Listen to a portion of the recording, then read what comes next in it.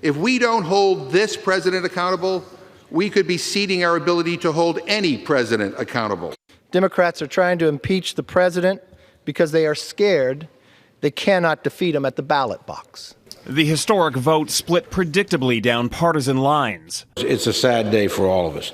Democrats used their majority to approve the rules for the next phase of the impeachment inquiry. The yeas are 232.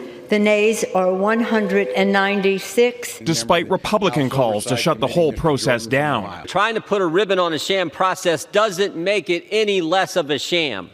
The next phase of the inquiry moves the case against the president into full public view, with open hearings and the release of transcripts from earlier depositions. So that the public can see the facts for themselves.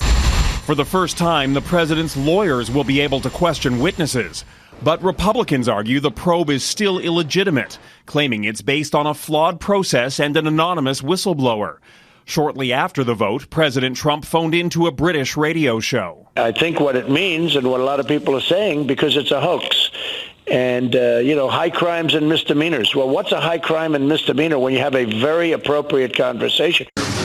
Notably, only a select few Republicans have come to defend Trump's conduct on that July phone call with Ukrainian President Volodymyr Zelensky. There's nothing in that phone call that is wrong or impeachable.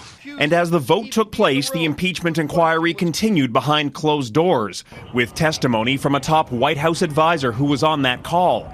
The inquiry has already heard from other White House officials who raised serious concerns about the conversation, staff who believe Trump made clear demands for Ukraine to open an investigation into Joe Biden in exchange for U.S. military aid.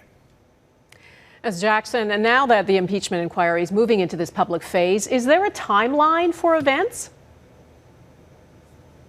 Well, that part is still a bit of an unknown, but nationally televised hearings could begin in the next few weeks. Until then, those closed-door interviews are going to continue, and it's worth pointing out that Congressman Adam Schiff, who's been leading the investigation, said that today's vote paves the way to make public transcripts of the depositions and interviews that have already taken place. Interesting. Donna? And so there are still key people, Jackson, being called to testify behind closed doors. Who's on that list? Yeah, John Bolton has to be the biggest name there. He's Trump's former national security advisor. He, of course, left abruptly in September over disagreements with the president, meaning that it's now hard for the White House to actually block him from testifying. Bolton's deputies have already sort of said that Bolton was angry about the pressure being placed on Ukraine to launch that investigation into Joe Biden. And, of course, Bolton would have intimate knowledge of what exactly was happening inside the administration. So watch what happens there very closely.